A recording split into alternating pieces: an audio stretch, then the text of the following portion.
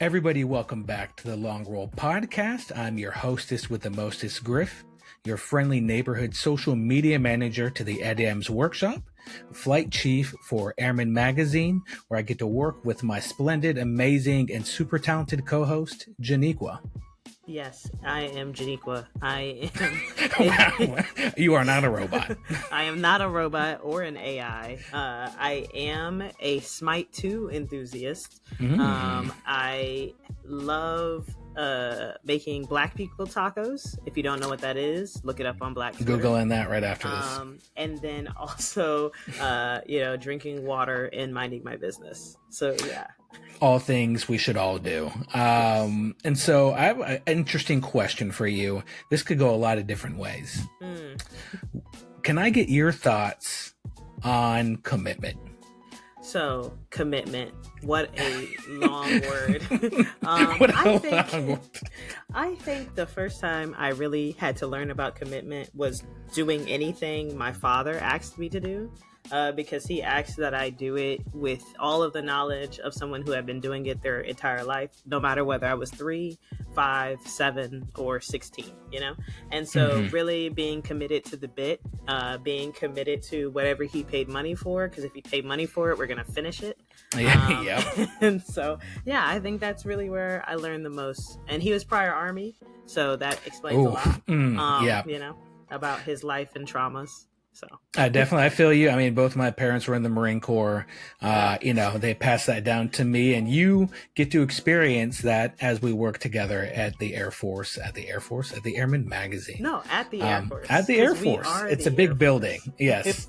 And so, silliness to the side, I ask about commitment because our guest this week is the golden standard of commitment to long-term projects. Our guest this week is an award-winning photographer known for her compelling storytelling and human-centric approach to documentary work. From her powerful coverage of marginalized communities to her long-term projects on aging and indigenous cultures, their work has been featured in National Geographic, where they've crafted visual narratives that resonate globally. I know I could go on and on. There's a lot of accolades, and I know our guests wouldn't want to hear that from me. They just want to jump into the episode. So, Janiqua, let's go ahead. Let's stop our rambling. Let's go ahead and introduce this week's guest, Amy Toensing.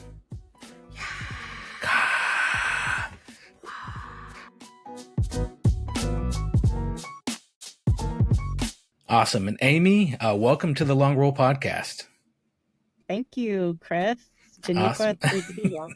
Awesome. We're excited. I know we've chatted a little bit beforehand. It was news to my ears when I found out you were coming and stepping in and being a team leader for this year's workshop, and looking at your work, being familiar with your work, just blown away. Just because what I've seen and how you capture frames is sort of how I've tried to set the bar for myself when it comes to layering shots and sort of using the canvas in its entirety, but nothing's wasted. Everything within the shot has purposes, intent. It's not just pretty for the eye. It all complements the story when you capture that. And I've never really achieved that. So to be able to benchmark what you have, definitely it keeps me striving for something. But more importantly, you being here, I know is going to give the students the utmost confidence. The second they walk up that hill and they're able to sit on the lawn with you and get to know the rest of the team, definitely thank you for the time today and giving us this opportunity. And I know I'll stop rambling, but now I'll get into the first question. And the first question I love because it's always different with everybody, but it's not too crazy. And it is, everyone has an origin story. Everyone gets introduced into photography at some point in their life. It could be mom taking pictures at the birthday party with a Polaroid. Could be grandfather with a camera that he doesn't let you touch, until your adult years. But can you share with us your earliest memories of photography? Yeah, well, first of all, Chris, thank you for that very kind introduction. I really appreciate that. It sounds like he's pretty humble. Oh, wow. Janiqua, the answer is yes, Janiqua. He's doing his best. He's doing his best. Well, I appreciate that. It's very kind of you, and it's great to be here. Did you realize that I was a student at Eddie Adams in Janiqua Right. knows. Janiqua knows. 1994. Yeah, it was 1994. Yeah. So it's wonderful to be back. So I appreciate this nice welcome initial. We didn't have podcasts in 1994. So Mm. kind of cool. I'm excited. No, I know when we were looking up and researching more and trying to learn about things that we haven't really seen online yet. When I saw 1994, I was talking with Janique when I was like, I need whatever you're drinking, whatever you're taking, whatever you're doing within your lifestyle. It looks like you stopped at 26 years old, and Oh, I need it. I need it all in my right. life. The skin All is right. skinning. Now We he's need the going too far. routine. I need to know, like, what are we Thank you. eating? What are the vitamins? Like, Yes. You're thank you. Should I call you Griff or Chris? Griff. So yeah, a Griff. I mean, Fine. friends call me Griff, and if you see me as a friend, feather in my Right. cap, I'll I'm gonna take call it. you Griff. Okay, that's a win. I'm gonna All right. take it. Thank you. But thank you. And Wait, so I'll answer your question. I apologize. perfect. I'm No, really you're beating good. around the bush here. First memories of photography. I would say for my own self, camera in hand, my oldest brother gave me a camera for Christmas. I don't know what the story is around that. I'm sure like my parents helped him or whatever, because I was probably like, I don't know, 5. He was probably 11 or something. That's an impressive gift for 5. Yeah, but I remember like really loving, or maybe I was a little bit older. I'm not sure, but I remember really loving this tool that gave me this purpose to just, explore. It's a cliche, but it's true. It's what we all do, right? With our cameras. And then I guess the other memory would be probably when I was about 12, the not the Family of Man, but the Family of Women book that somebody gave me. I'm not sure who, but somebody gave it to me, and I still have it. It's totally dog-eared, but I remember going through that book and just being like, who is this Magnum guy? And I thought Magnum was a person. As I was looking at the captions, I just kept seeing Magnum. It wasn't giving name credits, but it was just giving Magnum. But that was definitely my first encounter with photojournalism. And, I felt like I was there. And I just, every time I looked at it, it transcended everything. And it brought me to those places, to those emotions, to those people. And it just felt like magic. So with that, I guess, would you say that's like the seed that was planted into pushing you down this path? Or maybe am I romanticizing it a little bit too much? But when did you know that you had this interest, you had this curiosity within how like these images and moments and books were being presented to you? When did you know that this is something that you wanted to dive in head first? It wasn't until later, but it definitely resonated for me, and it just wasn't even something I thought about it that far, that like, oh, this was a career. It was more just, wow, that's a language I understand, and that's all it was. And I think I got a SLR, not DSLR, but an SLR Canon when I was probably 14 or so, and it just was always with me, but I never thought about it as a career. It was my journal. It was just my way of being. In terms of realizing it was a career path, or that it was a career path that I was going to take, I was actually older. I was probably 21 or so. And I had a boyfriend whose father was a photojournalist covering Central America in the 80s. And so I was kind of exposed to the work that he was doing and started to understand. I didn't have any examples of photojournalists or journalism, didn't really kind of understand what it was. Mm-hmm. And it wasn't until then that I started to learn about what that career path was. And so that's when I really first started to explore it. I know Janiqua has a question for you. I don't want to keep dragging you down. So, from having that experience, like, what kind of made you, I guess, pursue formal training? And what was that journey or path like for you? Well, then when I was in college, I went to a tiny little hippie school in Maine, on an island in Maine called College of the Atlantic. And there's only a couple hundred students, and I was taking like biology. I was doing everything. It was just, you get a degree there in human ecology. And again, I was still camera and hand always, but I just never, it still didn't quite compute to me doing it as a career. And then an advisor told me about a program in Portland, Maine called the SALT Institute for Documentary Field Studies. It's since kind of disappeared. But at the time, it was this center that was dedicated to telling the stories of Maine, of the state of Maine, through words, photos, and radio.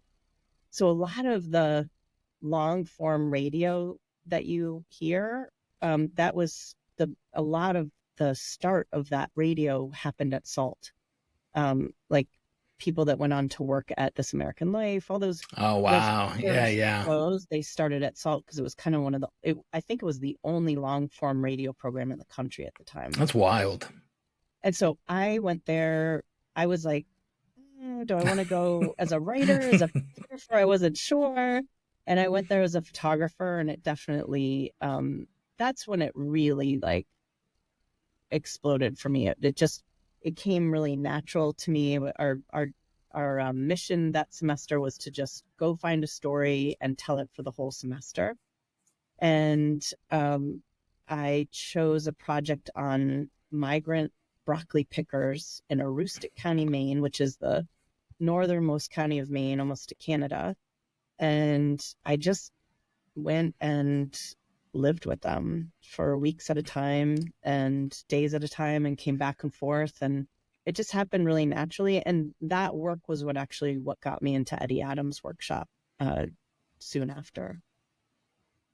That's what. So when you say that it's natural, I definitely, for someone who started out as an introvert, definitely I don't think it's natural just to go embed with broccoli farmers for weeks on end. But it's almost like that's the secret sauce of what I feel like a lot of people like me starting out didn't understand when it came into trying to develop my storytelling ability of seeing and being able to also be there and present for when moments happen. What do you think it was out the gate that you had this knowing of commitment, and it's not just being there for 6 hours for the day and going home. It's like really embedding with the people as if you're part of the unit, right? You're part of the unit with them. Was there something with the family, or is it just something that you picked up along the way that you just, adapted this and flourished in it? Great questions. One, my technical abilities were horrible. Like if I pity the person who has to make prints from my negatives, from my Tri-X 400 negatives. They were horrible, horrible. I had no clue what I was doing.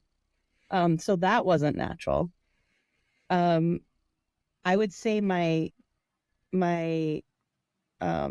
comfort and sort of, is this the right word? Allegiance to the frame, to the 35 millimeter frame, was very natural for me. Like I instantly could understand the world in that shape and that format. Like that was that was what felt natural, is that for some whatever reason, that format, that 35 millimeter frame, made me feel at home in the world like I'd never felt before. And I think, and I'd spent a lot of my early childhood not so feeling at home, not necessarily a family that made me feel that much at home. Pretty tricky family, and I think that was a very, for whatever reason, it made me feel connected. And yeah, I guess there was some connection to maybe other folks who felt like they were outside of something. and that made me feel less alone. But definitely my technical was horrible. But I did, my dad was a salesman. He was a hospital supply salesman. Ah. And I used to travel with him to hospital to hospital, and I Mm-hmm. watched him. He was so good at making people feel comfortable. Like he would just go into these scenes, and I think I learned something from him. Osmosis. Yeah, there's a performative aspect to the work, right? Like Mm-hmm.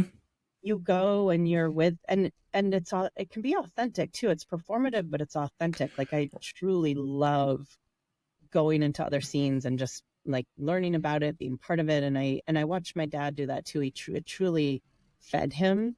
And I think I felt the same thing when I was going into these other places. And it's not easy being an outsider. Also, there's a vulnerability that's tricky, but for whatever reason, I've been okay with that. Like it's fed me enough that it's really driven me. Like I feel weird when I'm not doing my work. It makes me feel off center. Yeah, I was gonna say migrant work in the '90s must have been super tricky, like to try to figure out your way into that. What do you think you learned the most from like that experience? And like I guess observing life from their perspective. You know, it's a county in Maine. I mean, like most of Maine, it's all white, right? Like one of the whitest states in our country, Wyoming, Vermont, Maine. And here was this group, there was a whole group of folks from the Philippines that were coming in. And then there was another group from Mexico. Like one farmer had a group from Mexico, one farmer had a group from the Philippines. And the interesting thing was like this county was completely built on potato farming. And even the school system was set up around potato farming. Like the kids had a whole break during harvest season where they were let out of school because they were meant to go work in the fields and harvest the potatoes. And the potatoes kind of went out of fashion, pardon me, in the 80s. And it was when I think there was some moment where like the first President Bush said that broccoli was his favorite vegetable or something. And so then they started planting broccoli out there, like just oceans of broccoli, oceans of broccoli. And you have to use a knife to harvest broccoli, right? Potatoes, you're like, you're digging with your feet or your hands and you're pulling them out. And this knife thing was so different and nobody would do it up there. They would not do it. And there was unemployment was rising. And yet, yeah, who like crazy Americans. But yet these folks were being flown in and driving all the way up from Mexico and they were, doing the jobs. And meanwhile there was resentment towards them. So that was my first dose of sort of like, these moments of tension are very interesting. And I think we all know that like that's what makes an interesting story, especially about humanity. Like where do we come together or not come together, right? But like it's those moments of, I don't want to say conflict because it doesn't have to be, it's the intersections is where we find the story, right? I would also say that I wasn't good technically, and I also had no clue what I was doing narrative wise. Like how do you put a story together? I just, when I think back in the moment, it was just like just looking for pure humanity and whatever that means, right? That's relationships, connection, beauty, sadness, whatever. But that's what I was drawn to, was I just wanted to capture the humanity.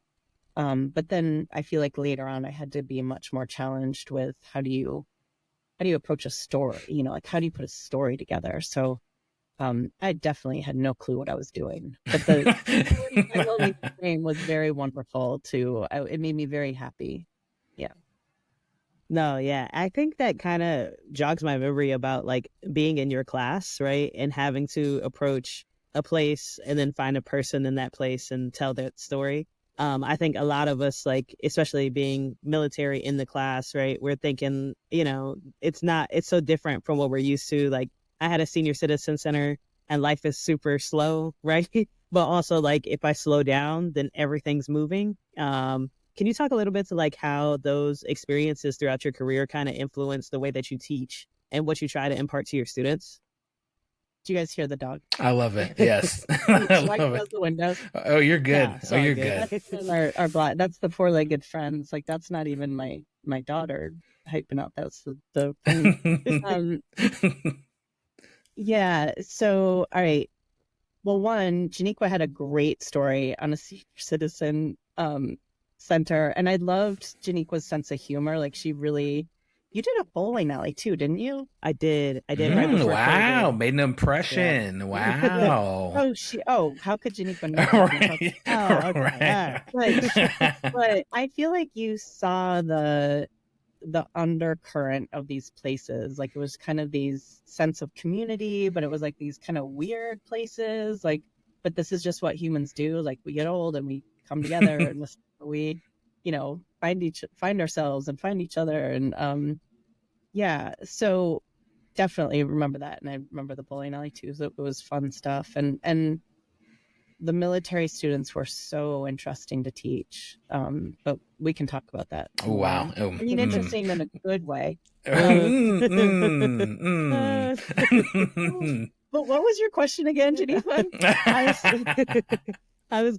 think, just like a different way to approach stuff, right? Because like we're used to, being on a flight line and everything's moving quickly, or being on a ship and everything's like go, go, go. Yeah. But the Senior Citizen Center kind of taught me to like pay more attention to like how people are interacting with one another. And that was very different for me. And so just how did your experiences throughout your career having to slow down and really think about how you're going to show the tension, or where people are not connecting or not getting along, or are connecting and are getting along visually, right? How do you approach bringing some of those lessons to your students so that they also get that?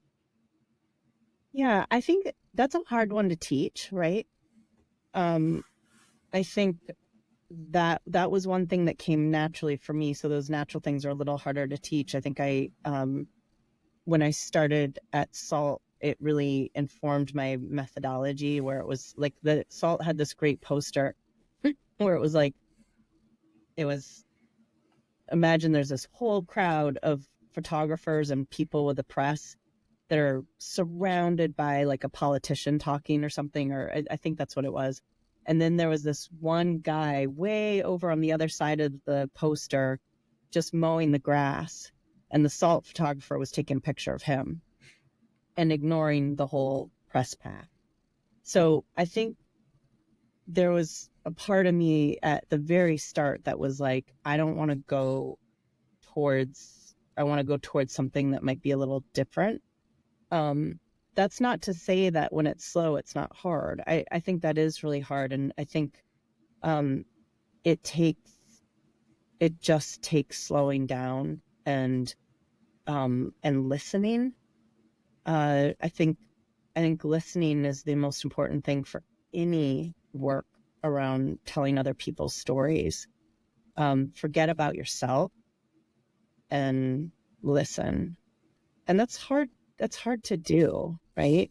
But I also think, and I don't know, I'm guessing this happened for you, Janiqua, and this happens for you, Griff, is like when we're in the field and we're doing the work, that you get into the zone where you get to forget about yourself, which what a relief that is, right? Mm-hmm. Forget about your own. Right. Yeah. Right? It's such a blessing. And so, I mean, it's hard because we have all these things coming at us. We've got phones, Right. we've got responsibilities and stuff. But like when you really have to do the work and you have that pressure, it can, a deadline for a class or a deadline for a publication or just whatever it is, a project.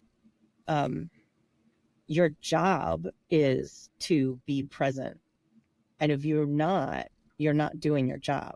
Like you can't get good work unless you're present. So what I realized pretty quickly is like the work itself of being a photographer, I don't know what it's like to be a writer. It seems less cool, I think. But Yeah, not as much fun. definitely to be a photographer requires you to almost meditate. Like it's meditative, I think. Like you have to be present here now, witnessing in the moment. And I know for myself, when I'm not doing that, I produce crap. It's really bad. Now, how do I teach that? I think you talk about it, and then people have to find their way. You know, they gotta get in the field. They've gotta go do it. Gotta go out and do it. Find your own way to be present and to be there. But I almost think going into it and knowing that, to be like, okay, you're gonna go out in the rain and you're gonna get wet. Like, don't even try to not get wet. Like, just if you're going out in the rain without an umbrella, you're gonna get wet. So just accept that. So I think there's power in just acknowledgement, and then realizing like you cannot do the work unless you are present with whatever you're photographing. I think maybe it gives you a little bit of an excuse to let the other stuff drop away. You know, you kind of forget about your anxiety. You got to forget about your stress, and you got to be there. No, I think that's definitely true to my experience in your class. 'Cause we had to get up and talk about what we shot that week. And so you can't bullshit it 2 weeks in a row, right? Because if you didn't try, it's going to show, especially 2 weeks in a row. And so, like, you would just tell us to get out there and shoot the shit out of it. So Yeah. that was, the best part of it. That was reflected back. I think that was reflected back to me a lot. Shoot the shit out of it. No, I That's love how you that. learn.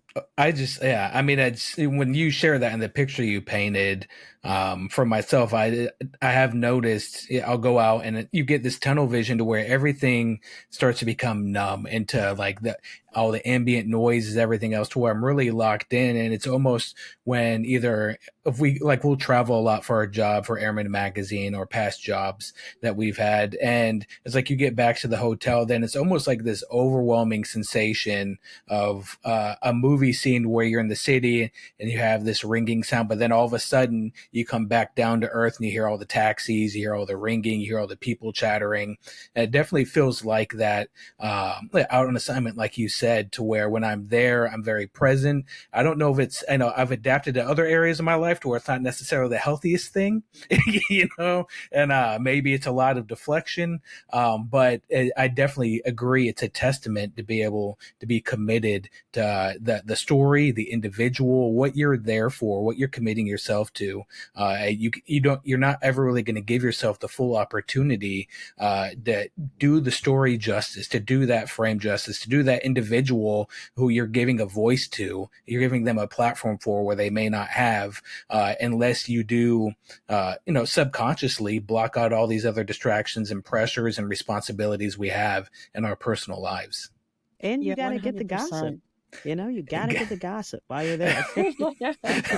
Oh yeah, I'm sure senior citizens. They're some of the worst. Who's getting together with who, and yeah, 100%. Yeah, who needs to go to the clinic? It's all there, Yeah, and I agree with you, Griff. Like, I so wish that I could translate that presence that I try to achieve in the field, that I could do that in the rest of my life. So we try.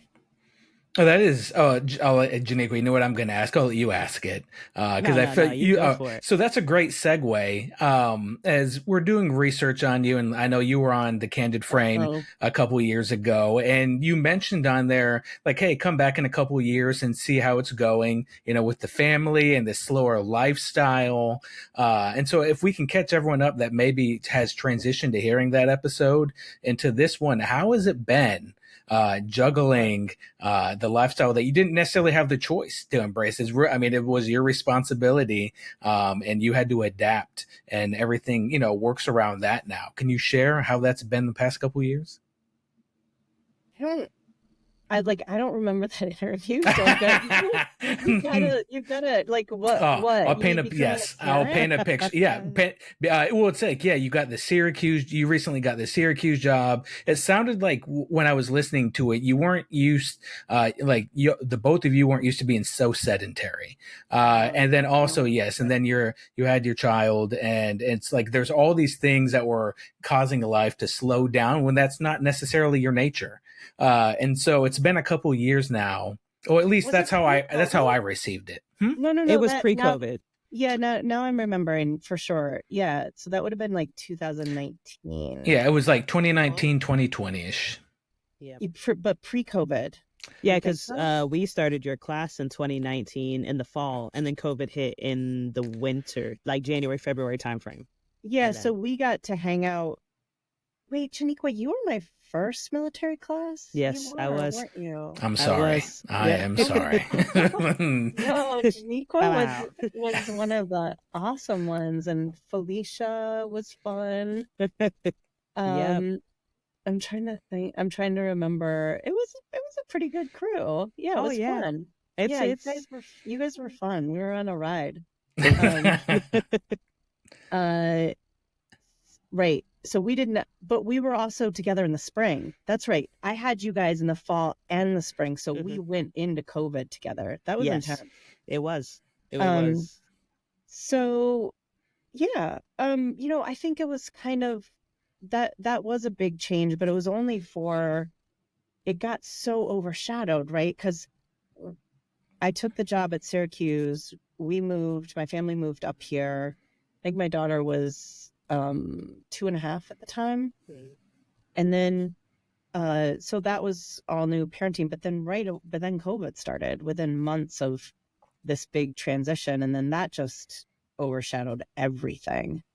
And then like everybody, it was COVID reality, which is, I mean, there's just no. So I don't know. I feel like I'd have such different answers if I had gone into teaching in 2019 and just COVID hadn't happened, because I'd never taught like a semester course before. I taught a lot, but it was mostly sort of intensive 10-day to 2-week things with National Geographic photo camp. So I was working with like underserved youth and different communities and training journalists. So that was really different. And academia, oh my gosh, that is such a different reality. For sure. Holy cow. Yeah. That's a great. Yeah. Yeah, that was very different. And it was great. I learned a lot of things. I think COVID, like for everybody, it probably made it more challenging, but in the end, I decided to leave the position. I told you that in the email. So I left there a year ago. And that was mostly because I wasn't able to do my work as much as I wanted. Like the job was it was too much time. It was taking up too much. So it was a very just, I'd love teaching, but I don't want to do it 100% of the time. I want to do it like part of the time. Otherwise I'm just not a fulfilled person. So it was great. It was a great experience. And, now I'm back to freelancing and feel like myself again. Heck yeah. I love that. For me, I think it's a testament too. I think of your character, because one of those things you're already teaching, like you said, you're already giving back. You're doing these workshops, whether they're shorter or a little bit longer, but to explore the opportunity of what it's like to be a professor at one of the top universities, to actually see if that's something that's your cup of tea, when you didn't even necessarily have to do that, but it piqued your curiosity, and for you to definitively say, "Hey, that's not it. I'm going to go leap back into what fills my cup, is I think an important message for people out there, to where you might get in a routine, you might be on a path to where you have this success, but to continue to explore options, because you don't know what you don't know. And hypotheticals and living, behind that curtain of hypotheticals, I don't ever want, like, when I get to my 60s or 70s, or whenever my bad knees that the Air Force gave me slow me down, I don't want to leave any stone left unturned, and to be like, I wonder how my life would have been if I would have just tried that one thing. And for you to try that is awesome, and I love that. And I'm also jealous, going through the program a couple years earlier, I didn't have that opportunity to shoot under you, and obviously not be as cool as Janiqua, but but get Cool as some Janiqua feedback. is. It's a tough time. That's hard to find. It is Literally only Melissa. But She's the only one. I think it's more of a, to me, that transition or whatever, or like doing the job and not doing the job, it's more about finding comfort. I mean, because one, as you guys know, it's choosing to go back to the uncertain freelance life, right? Like that's not an easy thing to do. But it's also knowing yourself and just being okay with, you know what, I'm not meant to not do my, like, I have to do my work. And that doesn't mean that, like, I think my work is all important or anything. It's really just my own selfish, like, I don't feel good if I'm not doing my work. And I think if we find ourselves in jobs where we're not taking care of that, like, soul center of us, then, and maybe some people's soul center is like, I want job security, I want health insurance, that's what I need. And that is so cool. I wish that kind of how I was, because I'd have a calmer life, but like I had to accept in me of like, I'm not fully feeding my soul right now. And so I have to take care of it, even though this is maybe a riskier move to make for my family.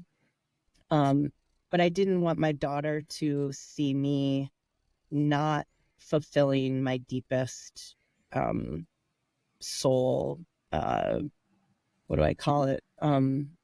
Just your heart song. Yeah, my heart song.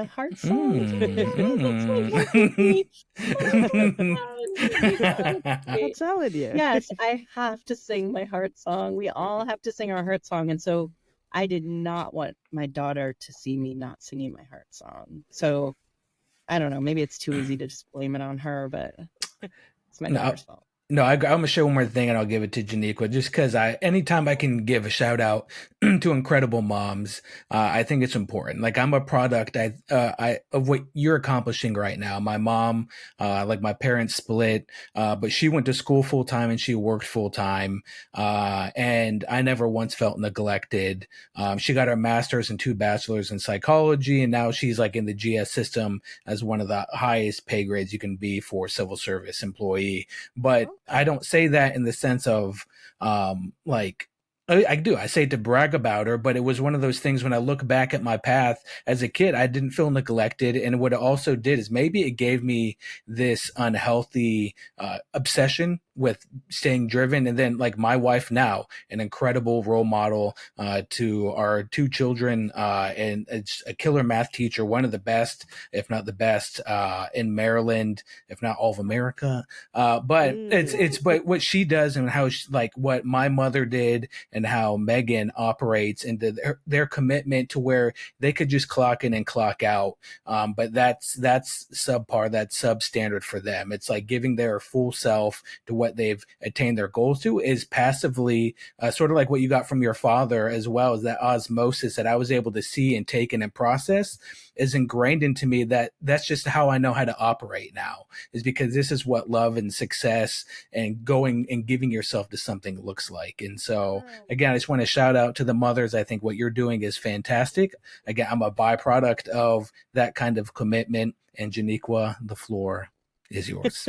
What a weird Griff is way really to good throw. at compliments, isn't he? Janiqua? He is. I'm just gonna like give Griff a call every day and be like, oh, 60 seconds with Griff. Boom. There it is. You it's should a make a thing. cameo. You could Oh, make man. money off of that. I'd pay You know? for it. Oh yeah. All right. Yes, I need those. Yeah, right. A quick booster from my Monday. I mean, hey, so you spilled your water again. Mm. It's all right. People spill Mm. water. Get a straw. Mm. No, I just, I think that is totally true. Like for us as military photographers, we chose health insurance. We got that TRICARE 3000. We're living life to the fullest.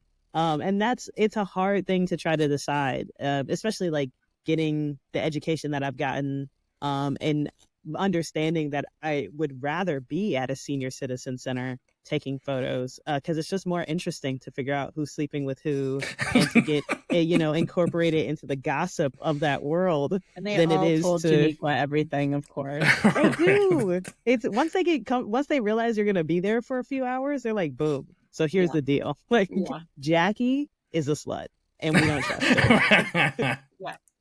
Every time. And she wears Depends, but you know. Yep. Mm. They get real dirty with the gossip. But gossip aside, because we don't want to take up all of your time tonight. I think what I'm most curious to hear from you about is just like, you've done so many incredible assignments like throughout your career, right? I thinking about you at Syracuse and stuff. I'm so grateful for our time there. But whenever you would show us some of your assignments, I'd be like, "What are you doing in this classroom?" Right? You could be in Australia, like doing stuff there. What do you think is one of the stories that you carry with you the most, or that you learned the most about yourself? While you were learning a lot about like another society or other people. Oh, well, it's hard to like. They all have these like such gifts, right? And I always sort of feel like the one I'm working on right now is like I'm working on a project right now that I've been working on for way too long, but I can't stop working on it.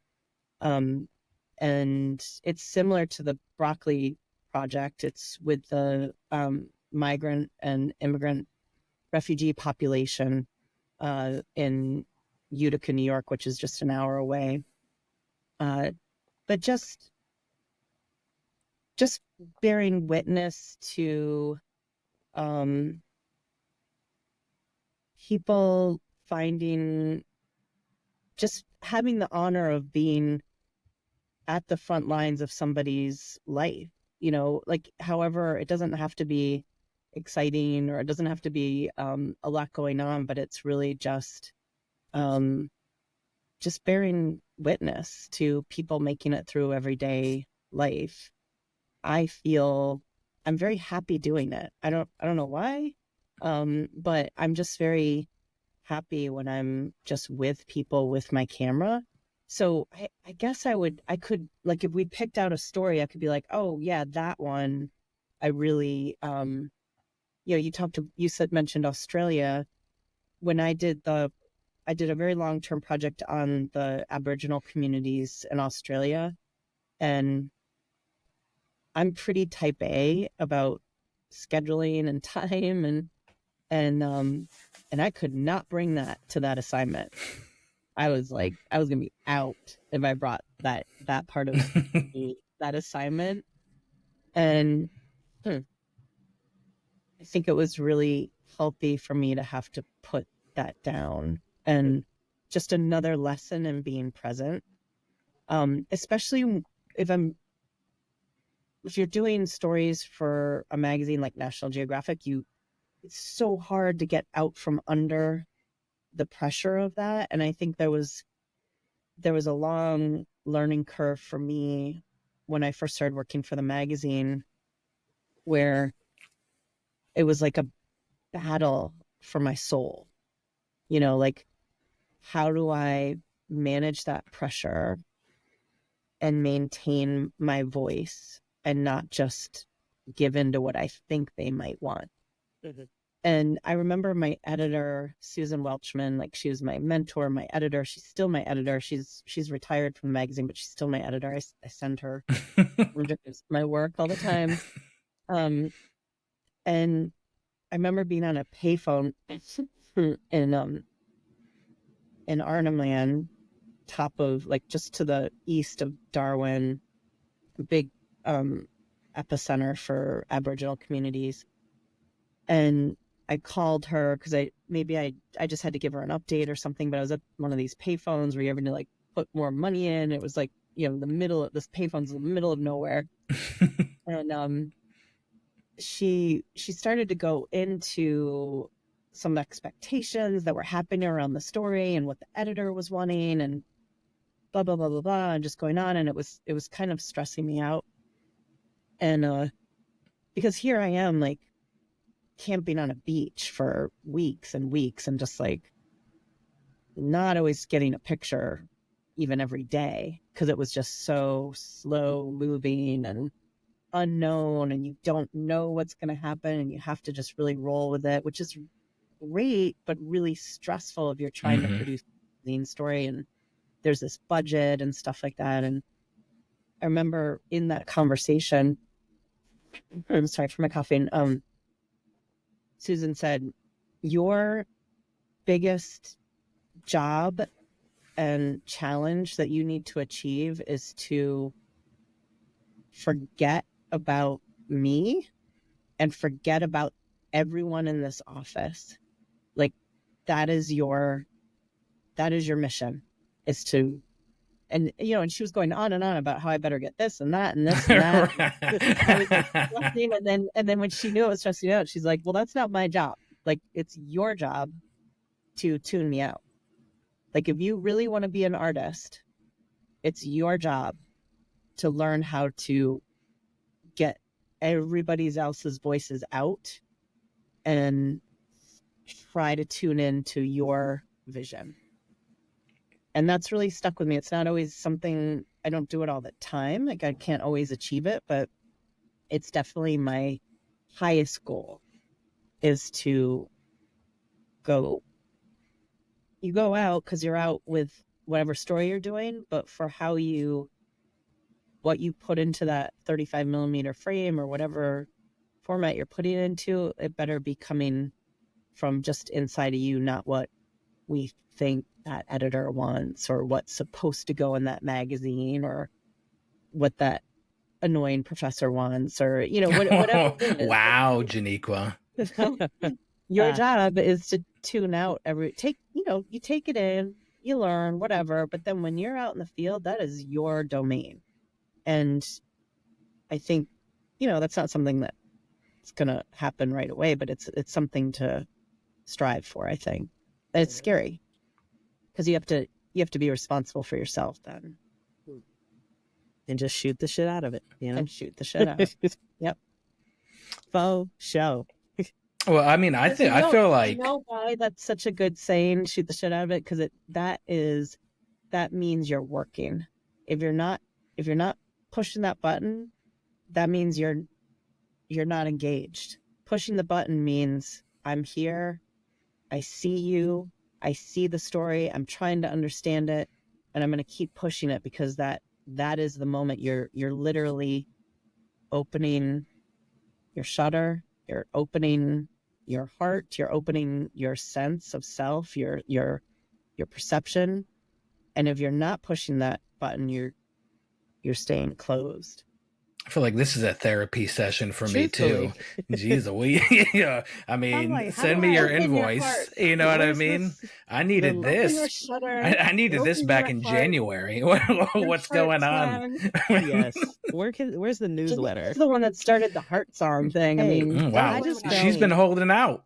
So Janiqua and I work together over at Airman Magazine, and she has not brought up the heart song once. I guess maybe I'm not worthy of the heart song, but this is news to me, and this is any more tea I can get on Janiqua when we all when we all parachute down on the farm this next week. I'm definitely gonna, whatever it costs and whatever I can get on Janiqua to bring back to Maryland, back to work, I will pay the cost of admission.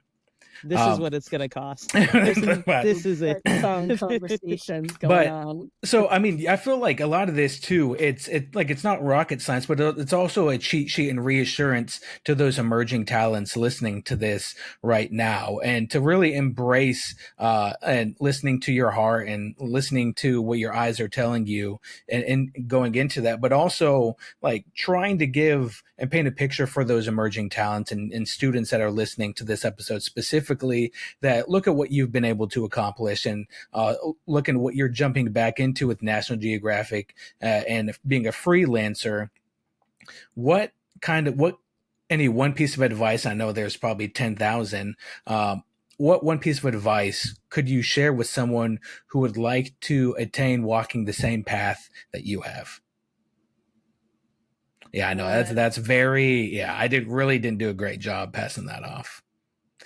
You did fine, Griff. Thanks. Fine. I'll take a look at it. Oh, You sung keep them your coming. heart Keep them song. coming. That's There we okay. go. You I just feel sing great. your heart song, man. Just sing your heart song. You were true to yourself. But no, oh my God. It is kind of annoying when people say that, because they're like, just be true to yourself, but really, like, there's no assignments. There's no, it's like, I mean, there's advice for, like, one is like, accept that if you're going to freelance, just accept early that you have to be a business person. I think it took me till I was like in my 40s before I was like, fine, I'm a business person. Like, I thought it would like soil me or something to say that, but like, you are like, if you're going to be a freelancer, you're running a business. And so I would definitely say that. And not that you make all your decisions with that part of your brain, because that's not a photographer's brain, but I think you have to, you have to bend with the industry. Like I think it's always been a super changeable industry, but I think it's just so rapidly changing. So I think saying yes a lot is a good thing. Try to say yes a lot, and be open to paths that you might not think were going to be your path. I've seen that a lot with students, not military students, because you guys are just like, you're on your path. But I think like undergrads and grads too, where they're like, well, that's not what I thought I was going to do. And it's like, so who cares? Like, it's a door that just opened. Like, try it. You can always walk away, like, give it a try. I mean, that doesn't mean that you don't give up something that you think is going to be great, but I would say be open, say yes, and you'll go where you're meant to go. It's that simple. Loopy? Let's be loopy. No, I love it. No, it's straightforward. And I will too. I'll retire in about a year from now from the Air Force. So this is what I'm going to play back when I have all these self-doubts, when I get out of Uncle Sugar's umbrella of the guaranteed paycheck every 2 weeks, and I have to be like all my peers out in the real world. And, I don't feel like the Air Force has really prepped us into being proper business people. But, like you said, it's going to take me where I'm meant to be. Hopefully, you don't see me out panhandling on the streets. If you do, I could be a good picture story. I'll definitely check in with you. But Griff, actually, maybe the best piece of advice, you just jogged this out of my head, is marry somebody with a job.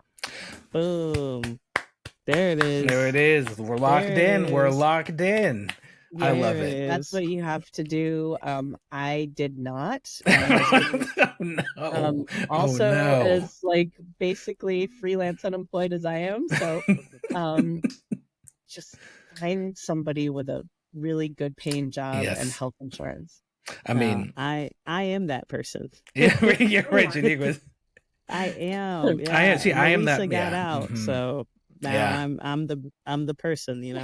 That's the thing. Well, we're getting close to an hour, and so I know there's at least 100 more things that we'd love to touch on, but for respect for the little one and all the noise I know we're making, we have one more question for you. And normally, Uh-oh. Janique and I pass this off back and forth. We love this question; either it gets excitement or we get a squirm and a lot of self-doubt. But at the end of the day, Janique and I enjoy the experience of just taking it in. Janique, I will leave it up to you. Are you sure? I feel like we should 100%. do this One, one. no, I'm no, shaking no. my boots right now. Right? Yeah, I doubt that. I doubt Janiqua. Get it.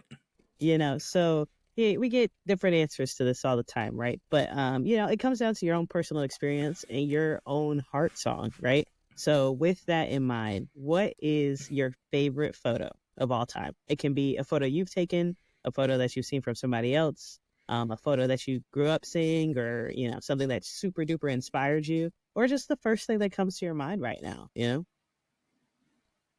So my favorite photo is Tomoko and Mother in the Bath is what it's called.